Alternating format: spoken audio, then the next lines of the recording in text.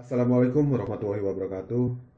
Kami dari kelompok 1 yang beranggotakan saya sendiri, Yusuf Yogyandra Mahfud, Heni Riswanti, Rosida Yulianti, Anas Ahdaningrum, Agni Benita Aziz, dan Muhammad Riki Farurozi akan mempresentasikan materi pertama yang berjudul Sistem Keamanan Komputer. Setelah materi selesai, nantinya saya akan memberikan kesimpulan tentang materi yang telah kami sampaikan. Untuk pemateri pertama yaitu Mbak Heni Riswanti, saya persilahkan. Kemudian dilanjut dengan pemateri lainnya. Keamanan sistem komputer. Untuk menjamin sumber daya sistem tidak digunakan atau dimodifikasi, diinterupsi, dan diganggu oleh orang yang tidak diotorisasi. Menurut John D. Howard dalam bukunya An Analysis of Security Incident on the Internet, menyatakan bahwa keamanan komputer adalah tindakan pencegahan dari serangan pengguna komputer atau pengakses jaringan yang tidak bertanggung jawab. Untuk macam keamanan sistem, yang pertama yaitu keamanan eksternal, yang kedua keamanan interface pemakaian, yang ketiga keamanan internal.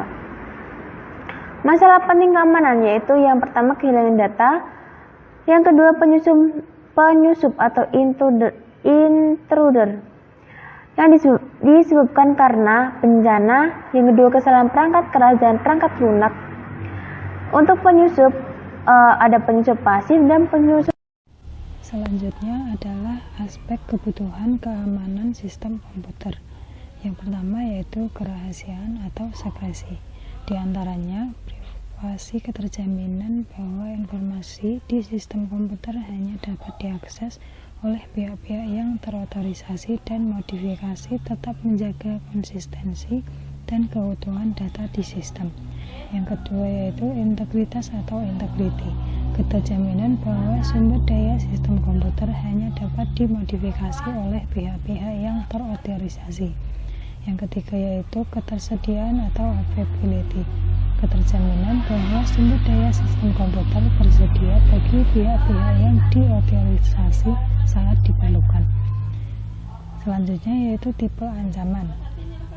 Yang pertama yaitu interupsi atau interruption. Sumber daya sistem komputer dihancurkan atau menjadi tak tersedia atau tak berguna, merupakan ancaman terhadap ketersediaan. Contohnya penghancuran hard disk, pemotongan kabel komunikasi. Yang kedua yaitu intersepsi atau interception. Pihak tak diotorisasi dapat mengakses sumber daya, merupakan ancaman terhadap kerahasiaan. Pihak tak diotorisasi dapat berupa orang atau program komputer. Contohnya penyadapan, mengcopy file tanpa diotorisasi. Yang ketiga yaitu modifikasi atau modification. Pihak tak diotorisasi tidak hanya mengakses tapi juga merusak sumber daya, merupakan ancaman terhadap integritas. Contohnya mengubah nilai file, mengubah program, dan memodifikasi pesan. Selanjutnya yaitu autentikasi pemakai atau user. Authentication. Cara autentifikasi yaitu sesuatu yang diketahui pemakai, misalnya password, kombinasi kunci, nama kecil ibu mertua, dan lain-lain. Untuk password, pemakai memilih suatu kata kode, mengingatnya dan mengetiknya saat akan mengakses sistem komputer. Saat diketikkan tidak akan terlihat di layar kecuali melihat misalnya tanda bintang. Tetapi banyak kelemahan dan mudah ditembus karena pemakai cenderung memilih password yang mudah diingat, misalnya nama kecil, nama panggilan, tanggal lahir, atau dan lain-lain. Baik, di sini saya akan menjelaskan tentang upaya pengamanan proteksi password. Salting menambahkan string pendek ke string password yang diberikan pemakai sehingga mencapai panjang password tertentu. One time password, pemakai harus mengganti password secara teratur. Misalnya pemakai mendapatkan satu buku daftar password, setiap kali login pemakai menggunakan password berikutnya yang terdapat pada daftar password. Satu daftar panjang pertanyaan dan jawaban sehingga pada saat login, komputer memilih salah satu dari pertanyaan secara acak, menanyakan ke pemakai dan jawaban memeriksa jawaban yang diberikan. tantangan atau tanggapan challenge respon. Pemakai diberikan kebebasan memilih suatu algoritma, misalnya X3. Ketika login, komputer menuliskan di layar angka 3. Maka pemakai harus mengetik angka 27. Sesuatu yang dimiliki pemakai, misalnya badge, kartu identitas, kunci, barcode KTM, ATM, kartu pengenal lainnya, dengan selarik pita magnetik. Kartu ini disisipkan dengan suatu perangkat pembaca kartu magnetik jika akan mengakses komputer. Biasanya dikombinasikan dengan password.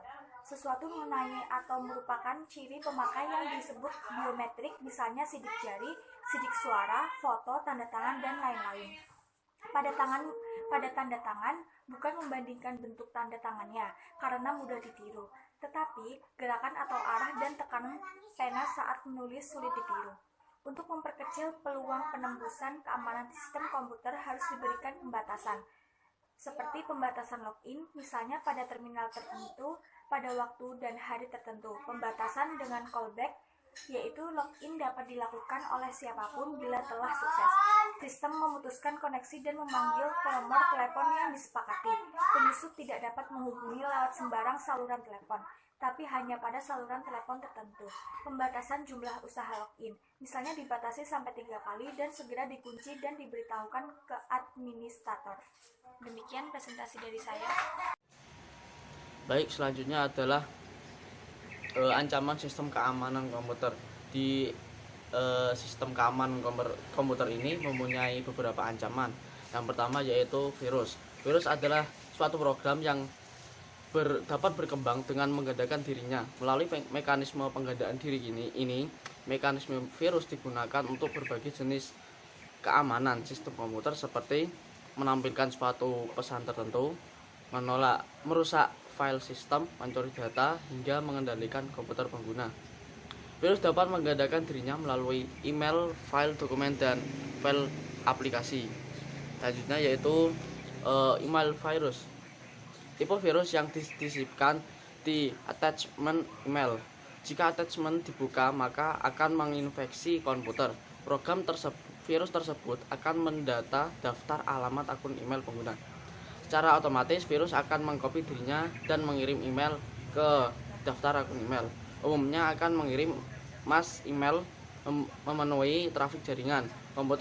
Membuat komputer menjadi lambat dan membuat down server email. Selanjutnya, spam. Spam adalah jenis komersial email yang menjadi sampah email atau junk mail.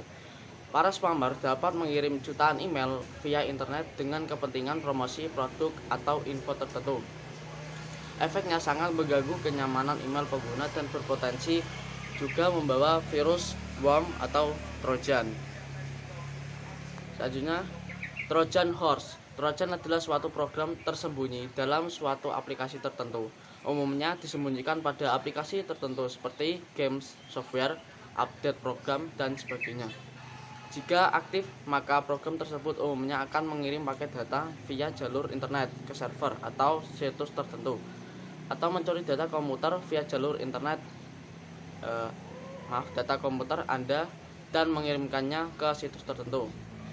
Efeknya akan memenuhi jalur komunikasi, memerambat koneksi, membuat komputer hang, dan berpotensi menjadi komputer Anda sebagai sumber denial of service attack. Selanjutnya yaitu spyware. Spyware adalah suatu program dengan tujuan menyusupi iklan tertentu atau adware, atau mengambil informasi penting di komputer pengguna. Spyware berpotensi mengganggu kenyamanan pengguna dan mencuri data-data tertentu di komputer pengguna untuk dikirim ke hacker. Efek spyware akan mengkonsumsi memori komputer hingga komputer menjadi lambat atau hang. Terima kasih. Wassalamualaikum warahmatullahi wabarakatuh. Kemudian software keamanan sistem. 1. Antivirus software, 2. anti-spam software, ketiga firewall, dan yang keempat resource shielding. Kemudian selanjutnya tips keamanan sistem. Yang pertama, gunakan software antivirus. Kemudian blok file yang sering mengandung virus, blok file yang menggunakan lebih dari satu file extension. Kemudian pastikan semua program terverifikasi oleh tim IT di unit kerja masing-masing. Kemudian mendaftar ke layanan alert email, dan gunakan firewall untuk koneksi ke internet. Update dengan software patch, backup data secara reguler, hindari booting dari floppy disk, dan terapkan kebijakan sistem keamanan komputer pengguna. Kemudian kebijakan sistem keamanan komputer pengguna. Yang pertama, jangan download executable file atau dokumen secara langsung dari internet. Yang kedua, jangan membuka semua jenis file yang mencurigakan dari internet. Yang ketiga, jangan install game atau screensaver yang bukan asli dari operasi sistem. Yang keempat, kirim file mencurigakan via email ke admin setempat untuk dicek. Kemudian yang kelima, simpan file dokumen dalam format RTF, bukan doc. Kemudian selektif dalam mendownload attachment file dalam email. Selanjutnya, teruskan informasi virus atau hoax file ke admin setempat. Dan yang terakhir, kontak kepada admin jika merasa komputer Anda kena gangguan virus. Jadi, keamanan sistem komputer ini sangat penting, karena hal ini dapat mencegah dari serangan pengguna komputer, bahkan pengakses jaringan yang tidak bertanggung jawab. Aspek keamanan sistem komputer tadi juga dijelaskan ada 3, yaitu kerahasiaan, integritas, dan ketersediaan. Sedangkan untuk ancamannya bisa berupa interupsi, intersepsi, modifikasi, dan juga fabrikasi. Dalam presentasi tadi juga dijelaskan bagaimana cara mengamankan password atau memberikan proteksi pada password. Tipsnya cukup simpel, mulai dari salting, yaitu dengan memberikan string pendek, kemudian one-time password, challenge response, dan beberapa hal yang ada pada pemakai password tersebut. Internet rentan sekali dalam hal pencurian data, sehingga diperlukan sistem keamanan komputer untuk mengatasi berbagai hal seperti virus, email virus, spam, Trojan horse, dan juga spyware. Virus memang menjadi cara ampuh seorang hacker dalam mengambil data, seperti yang baru-baru ini beredar yaitu virus enskripsi berupa ransomware. Kemudian Trojan horse yang bisa menyusup ke server dan mengambil data pada server yang disusupi, dan spyware. Bahkan saya mempunyai pengalaman dari spyware ini. Dulu ketika saya bersekolah, bahkan saya menemukan adanya seseorang yang memasang spyware berupa keylogger pada komputer sekolah.